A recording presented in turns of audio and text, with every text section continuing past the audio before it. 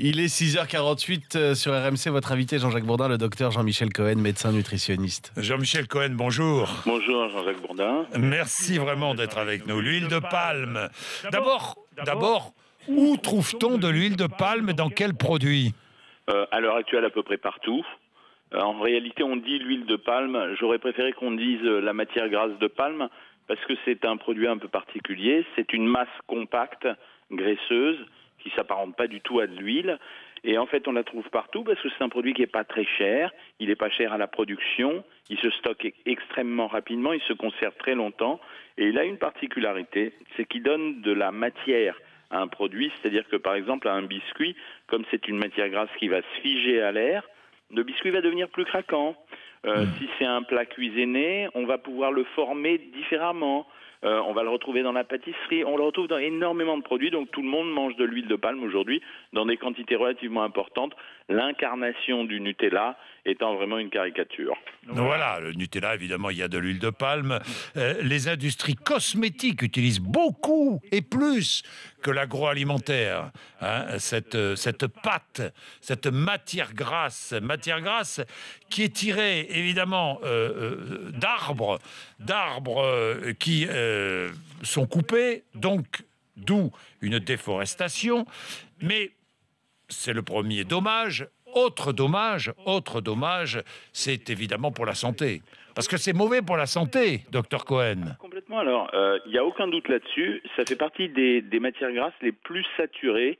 Ça veut dire que vous avez deux catégories d'acides gras, ceux qui vous bougent vraiment bien les artères et ceux qui vous aident à pas les boucher. Et là, vous avez énormément d'acides gras saturés, c'est-à-dire les acides gras qu'on essaye d'éviter, et un particulièrement qu'on n'aime pas du tout, qui est l'acide palmitique, qui est un acide gras qui entraîne un effet particulier sur le corps, c'est-à-dire qu'il augmente les maladies cardiovasculaires. On sait que quand on mange beaucoup d'acide palmitique, on risque plus les maladies cardiovasculaires. Donc incontestablement, une consommation excessive d'huile de palme n'est pas une bonne chose pour la santé.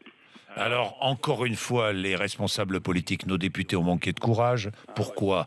Parce que l'agroalimentaire est très puissante, l'industrie du cosmétique aussi. Pourquoi? Parce que l'Indonésie, la Malaisie ont protesté. Le Sénat avait voté une surtaxe sur ce produit, l'huile de palme, et puis voilà que les députés ont baissé le montant de cette taxe qui finalement va devenir presque anecdotique. Je sens votre déception, docteur Cohen. Ah, c'est plus qu'une déception, c'est un foutage de gueule. Parce que c'est une huile c'est une matière grasse qui va être moins taxée que d'autres matières grasses. Elle sera moins taxée que l'huile d'olive. Ensuite, parce que non, elle va être moins taxée que l'huile d'olive. Oui. L'huile de palme, c'est une des huiles végétales les moins taxées en France maintenant. Je crois que c'est 100 € la tonne et 190 pour l'huile d'olive. Et la deuxième chose, ça a été une énorme blague, l'histoire de l'huile de palme durable. Ah oui, vous avez raison, elle est durable parce qu'elle se fige dans les artères des gens. Et c'est pas oui, pour parce autre chose. qu'on nous dit, Nutella et les autres nous disent « Ah mais non, on utilise de l'huile de palme durable ». Ça n'existe pas. C'était juste une formidable opération de lobbying qui visait à protéger non seulement alors les rapports avec la Malaisie et l'Indonésie, je ne sais pas, mais en tout cas les négociants hollandais qui sont quand même les principaux acteurs de la chaîne, sont les gens qui ont fait un lobbying intense pour protéger effectivement leur marge. Alors l'argument écologiste est très fort, qu'on le veuille ou non, et si la Malaisie et l'Indonésie ne s'en rendent pas compte, cette déforestation elle est massive, parce que les palmistes ça repousse pas en une année. Donc c'est simplement un petit bricolage de plus, quoi. Ouais, merci. Et je vois, quand je pense qu'on a une secrétaire d'État à la biodiversité qui s'appelle Barbara Pompili, qui est écologiste et qui ose dire cette taxation est plus réaliste. Non, mais je ne sais pas dans quel monde. Mais j'aurais honte. J'aurais honte d'accepter un poste de secrétaire d'État et de faire le contraire de mes convictions. Je pense que chacun d'entre eux a un dictionnaire à côté de lui, de telle façon à utiliser tous les mots du vocabulaire, tous les mots de ce dictionnaire pour nous faire avaler n'importe quelle pilule. Et vous avez complètement raison, Jean-Jacques.